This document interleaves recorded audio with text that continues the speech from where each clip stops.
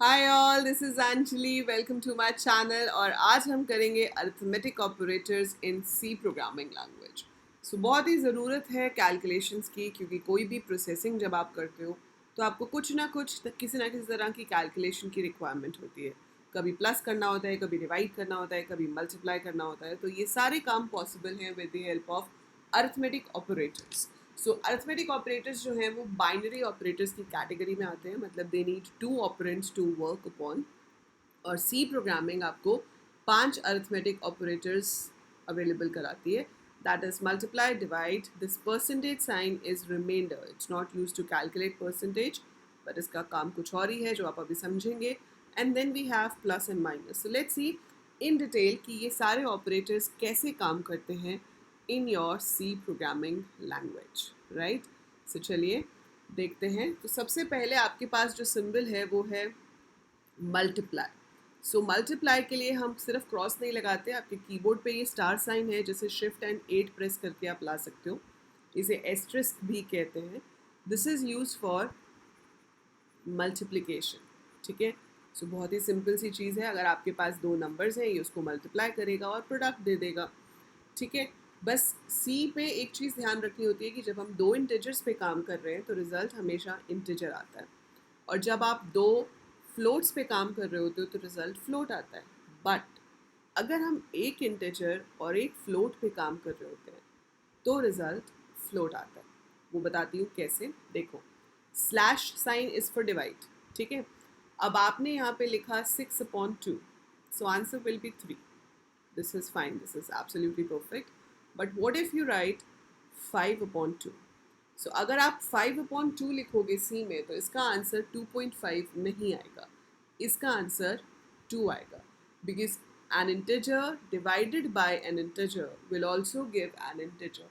अगर उसके पीछे फ्रैक्शनल पार्ट है तो वो स्किप हो जाता है, वो रिमूव हो जाता है, आपको सिर्फ इंटीजर ही मिलता है। सो ये चीज़ यहाँ पर आपको ध्यान देनी पड़ेगी। अगर आपको चाहिए कि आंसर 2.5 आए तो दोनों में से एक का फ्लोट होना ज़रूरी है। सो 5.0/2 आपको 2.5 देगा, 5/2.0 भी आपको 2.5 देगा, और अगर दोनों फ्लोट होंगे तो भी आंसर फ्लोट आएगा। But one of them has to be float. If both are integers तो हमें सिर्फ कोशेंट मिलता है, इसके पॉइंट के बाद वाला पार्ट आपको नहीं मिलता है। This is what you have to remember. अब इन केसेस में जब प्रॉपर डिविजन नहीं होती है तो कुछ तो रिमाइंडर बच जाएगा ना। अब 5 को 2 से डिवाइड किया, 2 2 4, रिमाइंडर तो बच गया। अब वो रिमाइंडर निकालने के लिए ये परसेंटेज का साइन है। तो इस परसेंटेज का साइन जो है, it has nothing to do with the calculation of percentage, लेकिन इसका काम है रिमाइंडर देना। तो इसे हम मॉड या मॉड्यूलस ऑपरेटर भी कहते हैं। सो अगर आप 5/2 करोगे तो यू विल गेट 1, क्योंकि 5 को जब हम 2 से डिवाइड करते हैं तो 2 2 4, रिमाइंडर बचा 1। लेकिन यही चीज़ अगर आप 6/2 करोगे तो ज़ीरो आएगा, क्योंकि 6 को हम 2 से डिवाइड करेंगे तो फुल डिवाइड हो जाता है, कुछ रिमाइंडर नहीं बचता, सिल गिव यू 0। फ्लोट्स के साथ ये साइन यूज़ नहीं होता है, ये सिंबल सिर्फ इंटीजर्स के साथ काम करता है, क्योंकि रिमाइंडर सिर्फ इंटीजर के केस में ही आएगा। फ्लोट के केस में तो प्रॉपर डिविजन हो जाएगा, ठीक है। So this works only with integers. So ये तीन सिंबल्स हो गए, multiply, divide and percentage, which is use for reminder. इसके बाद सिंपल प्लस और माइनस है। Plus is for addition, minus is for subtraction. अब जैसे मैथ्स में हमारे पास बॉड मास होता है, ठीक है, वैसे यहाँ पर भी कुछ रूल्स हैं जिन्हें हम लॉ ऑफ प्रेसिडेंस या फिर लेवल ऑफ प्रेसिडेंस कहते हैं। सो लेवल ऑफ प्रेसिडेंस या हैरार्की भी कह सकते हो, आप कहीं पे पढ़ोगे तो इसको हैरार्की ऑफ ऑपरेटर्स भी कहते हैं। इसका क्या मतलब है कि पहले कौन सा ऑपरेटर सॉल्व होगा। तो ये तीन जो हैं ये सेम लेवल पे आते हैं, और ये दो सेम लेवल पे आते हैं। अब सेम लेवल का मतलब क्या है कि मल्टीप्लाई, डिवाइड और मॉड की पावर सेम है और इन दोनों की सेम है। अगर एक एक्सप्रेशन में जैसे कि a+b/c लिखा है तो इसमें से मल्टीप्लाई की प्रेसिडेंस ज़्यादा है, क्योंकि ये ऊपर वाले लेवल पे है, तो इसलिए पहले मल्टीप्लाई होगा, बाद में ऐड होगा। लेकिन अगर आपके पास a×b/c है तो पहले क्या होगा। सो पहले मल्टीप्लाई बाद में डिवाइड, ये पक्का ज़रूरी नहीं है।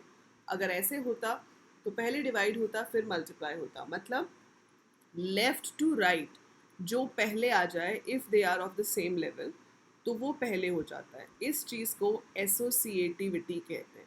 क्या कहते हैं? एसोसिएटिविटी। तो अगर आपसे पूछा जाता है एग्जाम में कि what is the associativity of arithmetic operators, तो आप आंसर क्या देंगे? Left to right. मतलब हम लेफ्ट साइड से एक्सप्रेशन को स्कैन करना शुरू करते हैं।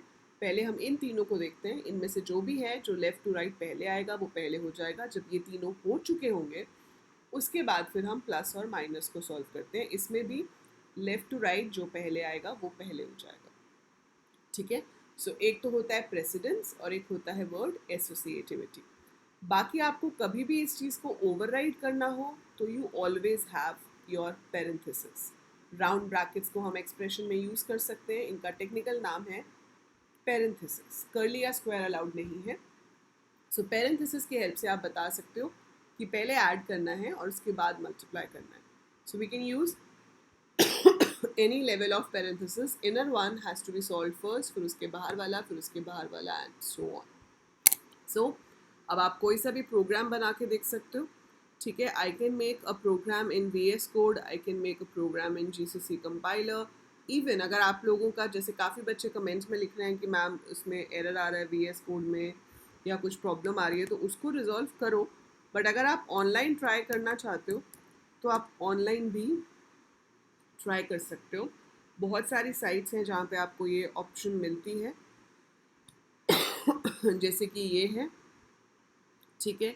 यहाँ पर भी हम कर सकते हैं। This is प्रोग्रामिस।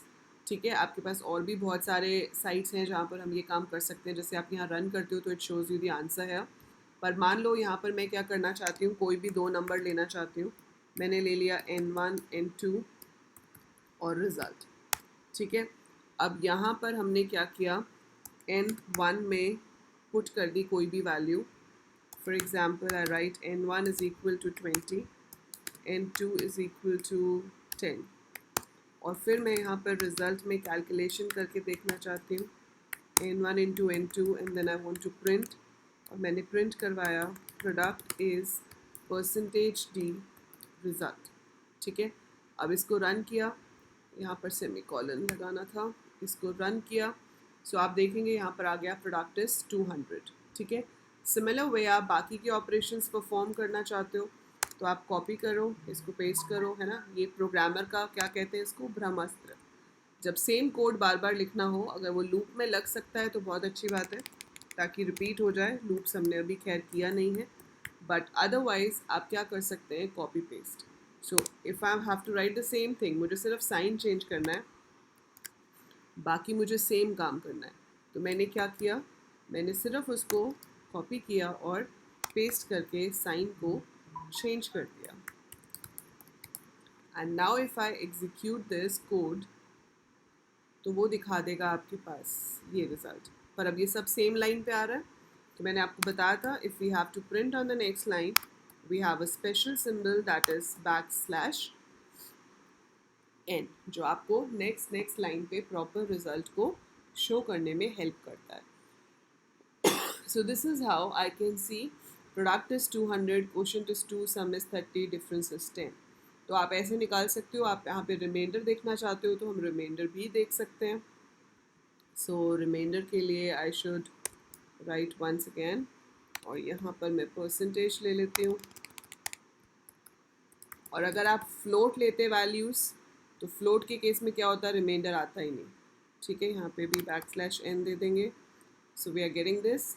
और अगर यहाँ 10 की जगह पर आपने मान लो 6 दे दिया होता तो 20 इंटू 6 इज़ 120, क्वोशंट इज़ 3, 6 3 ज़ा 18, रिमाइंडर बच गया 2, सम है 26 और डिफरेंस है 14। So that's how we can use these arithmetic operators. आप बहुत सारे प्रोग्राम्स बना सकते हो जहाँ पे काफ़ी सारी कैलकुलेशंस हो सकती हैं जो हम अभी प्रैक्टिस सेशंस में करेंगे। So that is it. Excuse me. So that is it for this video. आपको अरिथमेटिक ऑपरेटर समझ आ गए होंगे। सो इन पांचों ऑपरेटर्स को ट्राई करके देखो, ट्राई दिस प्रोग्राम।